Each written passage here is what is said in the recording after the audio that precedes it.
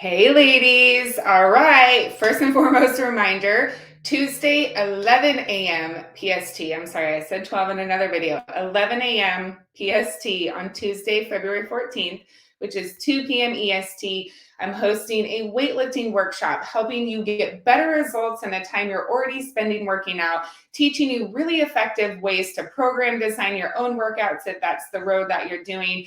I'll be talking about coaching for those who are interested in training and nutrition coaching programs. There'll be so much to learn there. Like I said before, it's more so for intermediate and advanced lifters. Beginners, you are more than welcome to come. You will learn a lot. It's just probably going to be quite fast paced. Great. Well, I want to talk to you ladies today and say hi as you're coming on. Like, this is about a community, right? So what I want to talk to you about really quick is just how to be a bit more successful throughout the weekend. And so I'll explain, I'll share, here's what I've seen throw women off, and here's the solution to that. The first thing is you need a really good understanding of what compliance means to you. Okay, for my clients and myself, we do within 2 to 5 grams over or under all three macros, meaning at the end of the day, your macro at the top, when it says nutrients left over, it might say -1 grams of carb, 3 grams of fat, and -2 grams of protein, right? That is compliance. All three are within 2 to 5 grams over or under. Calories do not matter. Now, when you are tracking alcohol, especially for the weekend, when you are tracking alcohol, calories do matter because alcohol is the fourth macronutrient, but MyFitnessPal or whatever you're using may not track it as that, but it does take away calories. So when you're tracking alcohol, macro compliance for us, at least, find what it is for you, is 2 to 5 grams over or under on protein, and then don't go over in calories, meaning you will have some carb and fat left over because you've taken those calories and given it to the alcohol. Okay, let me know if you have questions there. That one can trip people up. So that's the first thing, is if you are drinking alcohol, still make sure that you're in compliance. The biggest problem, 10 out of 10, the biggest problem I see women continuously have is they're not compliant. And then they say, why is my body going up and down? Why am I not getting the results I want? Are these macros right for me? Am I even doing this right? But you're not compliant. And so you'll never, ever, ever have that answer until you're truly compliant. So first and foremost, have that be your focus, compliance. Now, some ladies then say, but I underate, so calories in, calories out, right? I should still be losing. Not all the time, right? Yes, it is calories in, calories out, but there's a lot of other factors that play a role. But also, if you're focusing on the scale, and let's say that you came under your macros, but you gained a pound, and you're like, how is this possible? When you're not consistent in your macros, your body will undergo a lot of changes. Bloat specifically, it could be a food item, but it could be something totally different. It could be stress. It could be not, very much sleep the night before.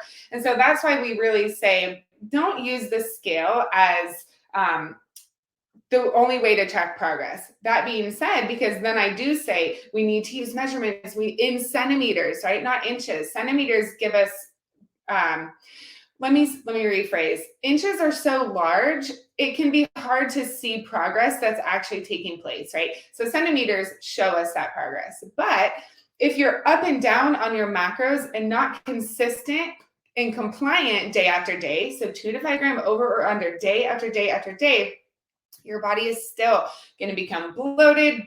Inflammation is going to go up and down. So those measurements are still going to be all over the place, right? If you are off your macros like 2 to 4 days before you do a check-in, that can still affect that check-in. And so it's not always about, I'm eating these macros, why are my results not perfect? It's like, what's your compliance over time? That's the biggest thing. Okay. Good. Now, some weekend tips. Okay.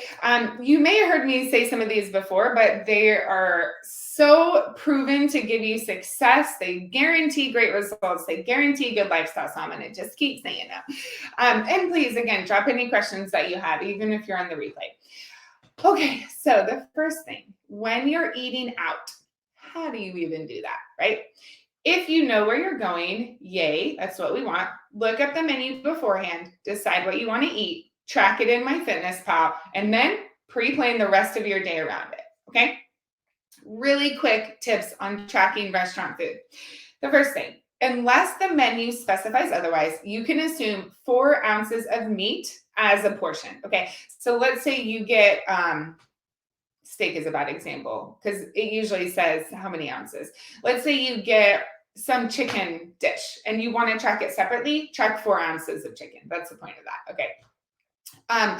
It gets easier to track the veg and the carb or potato or whatever is on your plate. It gets easier to look at it and track the more you weigh and track your food on the scale.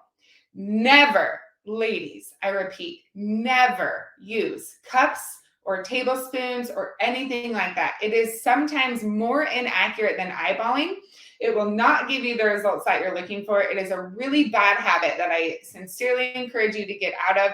You will have limited success the longer you hang on to cups and tablespoons. What I recommend instead, which works super well, is to only use your food scale and track in grams, milliliters, or ounces. Grams and milliliters are the same on the scale and for the food. So if you track 150 grams of apple, you can track it 150 milliliters of apple on MyFitnessPal or whatever you use. Okay, cool. All right, so the more you weigh and track your food, the more you understand what that feels like in your body. Like, okay, I ate this much. This is what it feels like in my body. The easier it will be over time to track that food out. So for that, give yourself time to practice and live the lifestyle. It's not a race. This is not a diet, at least in this program, in this Facebook group, and in my coaching programs. It is not a diet. That is not the type of women that I train. We train for lifestyle. We train for lifetime success, very, very, very long-term success. And so we change our habits, right? If you don't change your habits, AKA doing a fat diet or doing something short-term, you'll never have success, right? You'll never have success. It will be short-term success, but then you'll be damaging your body more because you didn't change any habits or learn any tools. And so afterward, you'll go back to the habits you had prior and then gain more weight, right? That's almost every time that happens, right? Tell me, maybe if you haven't experienced that, but obviously you have to learn tools and new habits to have successful lifestyle change in anything. Okay, so an easy way to track restaurant food is, let's say you go out and you have like a Harvest chicken salad, right? I always recommend dressing and condiments on the side. It saves a lot of calories. And then also ask the server, if it's like fajitas or something like that, I say, please cook with as little oil as possible. The only kickback I've ever had was, I'll never forget, he said, he kind of looked at me, I guess he's like, no oil? I was like, no, thank you. It's good. I really enjoy the taste of the food, not just doused in fat, right? I said, no, thank you. It's okay, just a little oil. He said, but it won't taste as good. I said, that's okay. That's really okay. And so for them, it's like, why would you not want all that butter and oil? So it just doesn't make sense. So if you fear getting judged, like, they don't care. And you're here to take care of your body, right? Beautiful.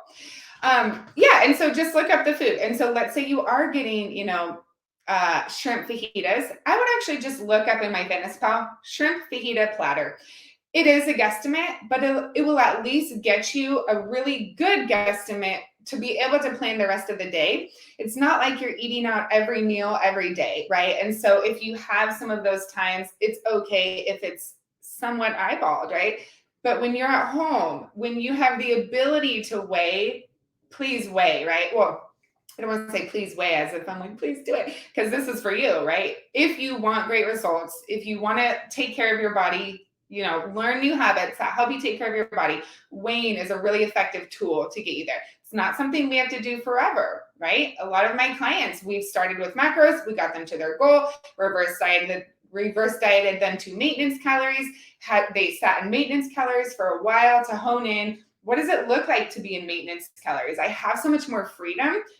How do I maintain discipline in this extra freedom, right? Then we transition to intuitive eating. Some clients a year later come back to macros for a little bit, and that's okay. It's more like their habits were here, and then maybe they just went a little bit here.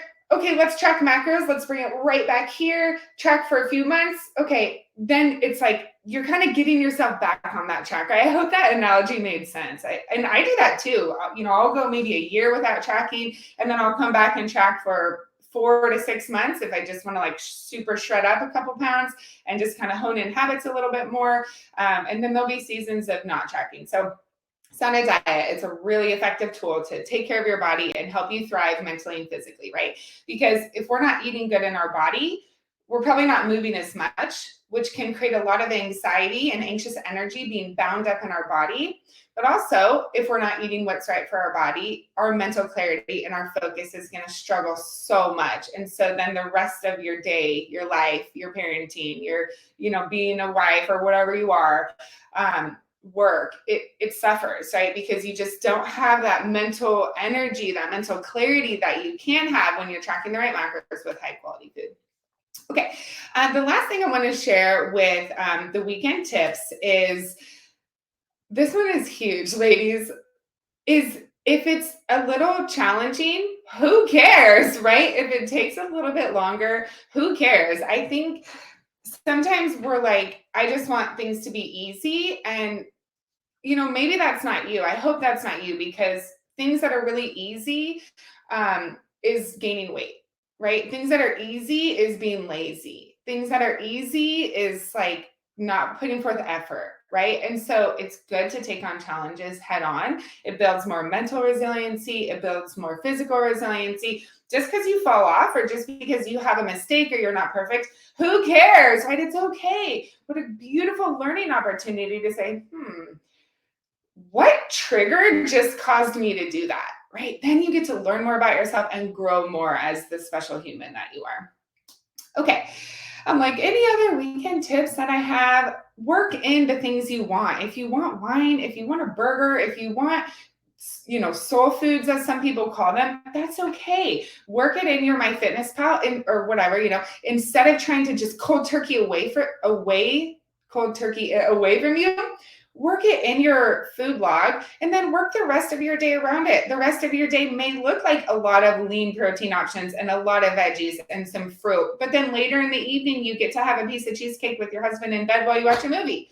And it's okay. And then it's beautifully guilt-free. You're still hitting goals, but you've then made it a balanced lifestyle instead of, I'm going to take everything away from myself. I hope that helped you, ladies. I would love to hear your thoughts. Like, what was your biggest takeaway? Did anything hit home?